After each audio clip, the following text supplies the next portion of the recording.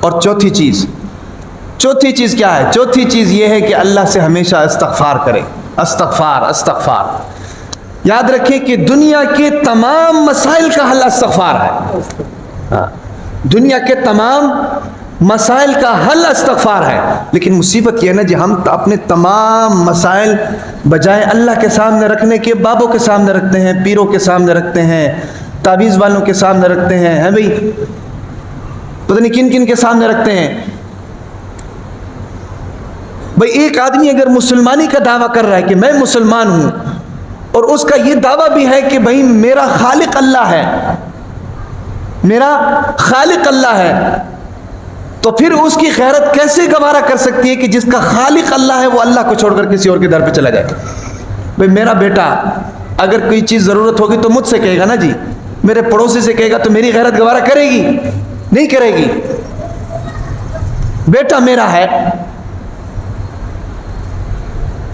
تمام ضروریات میرے ساتھ وابستہ ہیں، مجھے کہے بغیر وہ اگر میرے پڑوسی کو کہے گا تو ظاہر بات ہے مجھے غصہ آئے گا. میں اس کو کہوں گا کہ بھائی مجھے کیوں نہیں بتاتے ہو، مجھے بتانا چاہیے. تو جب ایک باپ کو اتنا غصہ آ رہا ہے تو ظاہر بات ہے اللہ کی غیرت جوش میں نہیں آتی ہے.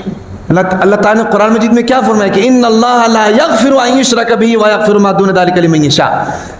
دنیا کے ہر گناہ کی معافی ہو سکتی ہے، شرک کی کوئی معافی نہیں ہے، کیونکہ پیدا اللہ نے کیا، نعمتیں اللہ نے دی ہیں بھائی.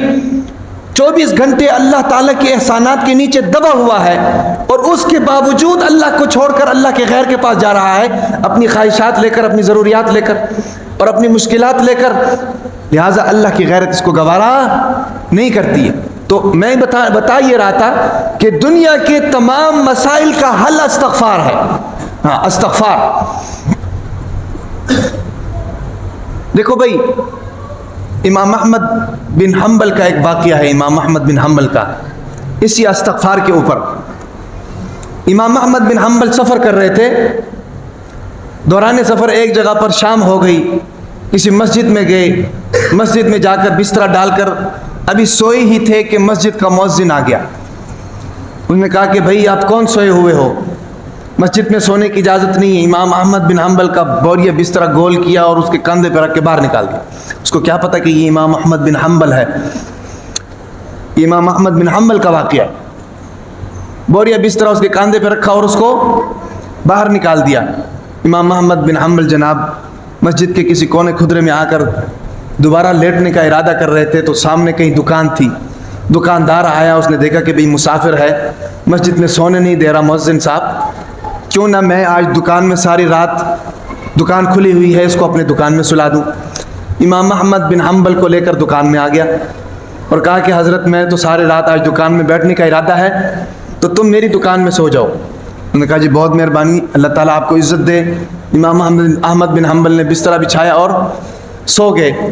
جب وہ سونے لگے تو یہ جو دکاندار تھے نا، اس نے استغفر اللہ استغفر اللہ استغفر اللہ استغفر اللہ استغفر اللہ ذکر شروع کر دیا. اب تھوڑی دیر تک تو امام احمد بن حنبل اس کو سنتے رہے. تھوڑی دیر کے بعد امام احمد بن حنبل نے کہا کہ حضرت مجھے یہ بتائیں تو صحیح، آپ یہ استغفار کا ورد اتنی کثرت سے کیوں کر رہے ہیں؟ انہوں نے کہا کہ میں کثرت سے اس لیے کر رہا ہوں کہ استغفار پڑھنے سے سارے مسائل حل ہو جاتے ہیں، ساری دعائیں قبول ہو جاتی ہیں. امام احمد بن حنبل نے کہا کہ آپ کی کتنی دعائیں قبول ہو گئی ہیں؟ انہوں نے کہا میری تو ساری دعائیں قبول ہو رہی ہیں. انہوں نے کہا ساری دعائیں قبول ہو رہی تو پھر استغفار پھر کیوں کر رہے ہو؟ انہوں نے کہا کہ ایک دعا ابھی باقی ہے، اسی دعا کے لیے جناب، اسی دعا کی قبولیت کے لیے میں استغفار کر رہا ہوں کہ اللہ وہ دعا بھی قبول کر دے. امام احمد بن حنبل نے پوچھا کہ بھئی وہ کون سی ایسی دعا ابھی باقی ہے جو ابھی تک قبول نہیں ہوئی اور آپ استغفار پہ استغفار کر رہے ہو، ذرا مجھے بھی تو بتاؤ. اس آدمی نے کہا وہ دعا یہ ہے، میں کئی سال سے اللہ سے یہ دعا کر رہا ہوں کہ یا اللہ امام احمد بن حنبل کی زیارت ہو جائے، امام احمد بن حنبل کی زیارت ہو جائے. امام احمد بن حنبل نے کہا کہ تمہاری دعا قبول ہو گئی، میں امام احمد بن حنبل. یہ استغفار کی برکت ہے.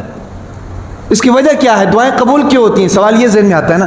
دعائیں قبول اس لیے ہوتی ہیں کہ بھائی جب استغفار پڑھو گے تو نام اعمال سے گناہ مٹیں گے، تو جب نام اعمال سے گناہ مٹیں گے تو اللہ کا قرب حاصل ہوگا.